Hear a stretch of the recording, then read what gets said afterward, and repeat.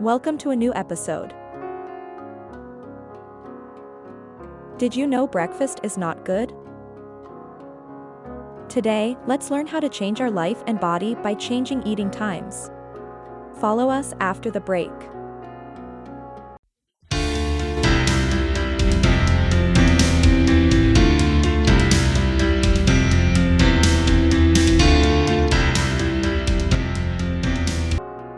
First of all, let's talk about breakfast.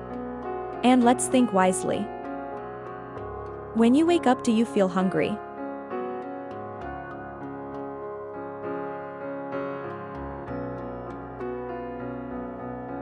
"95% of our children's problems are related to breakfast, as we force our children to eat breakfast because international health organizations talk about the importance of breakfast for health.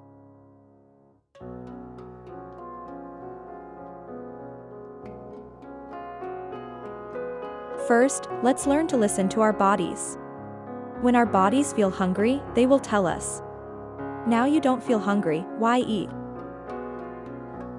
When a long night passes and the body wakes up, it begins to get rid of the glycogen in the liver, so the body's fuel in the morning is mainly in the liver.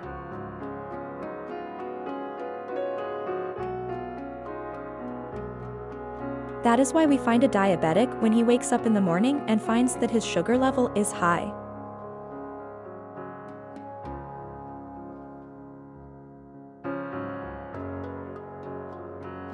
Suppose you woke up in the morning and did not feel hungry and did not force yourself to eat, which makes lunch more quantity.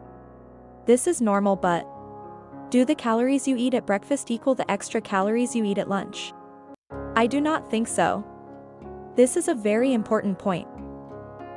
The burning in the body to perform its functions needs protein, and this slight increase in calories will not affect much, but will help in the digestion of proteins and fats.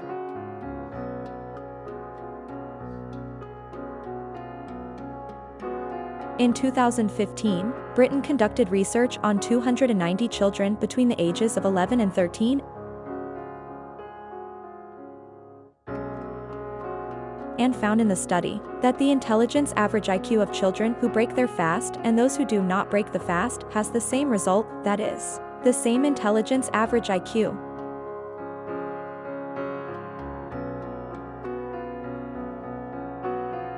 And in 2017, the American Heart Association said in a study that people who eat breakfast are less likely to develop heart disease. So some say that breakfast is useful and others say that it is not useful, and there are also those who say that it is the most important meal of the day.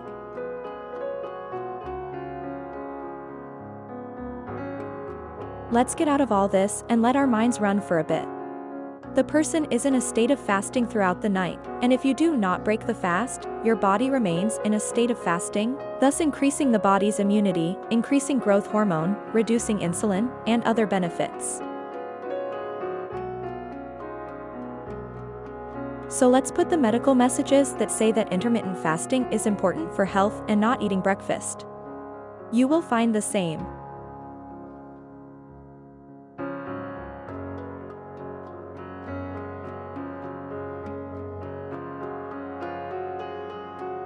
The other thing we want is to keep the insulin in our body low.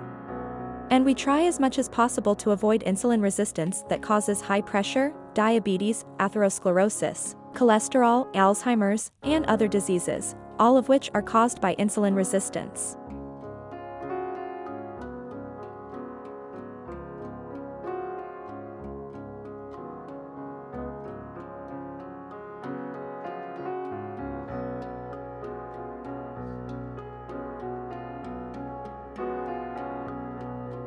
Now when you get up in the morning and eat breakfast, you will stop the burning in your body and stop autophagy, which is the breakdown of cancer cells and dead cells in your body, and you will also give your body a meal containing orange juice, which they recommend eating in the morning on the pretext that it is good for health, which in turn is full of sugars. So what do we do now to skip breakfast?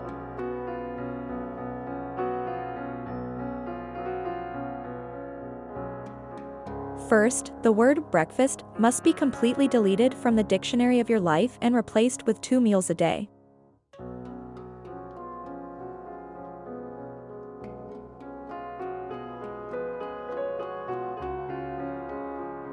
The first from 10 to 12 noon contains protein, healthy fats, and a little starch. And stay away as much as possible from juices, soft drinks, and sugars.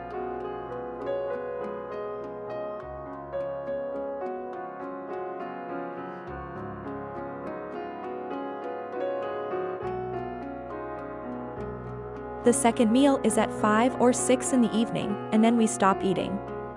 And do not eat anything between the two meals so that the insulin does not rise. In this case, you have entered into intermittent fasting, and we will discuss it in detail in a later episode.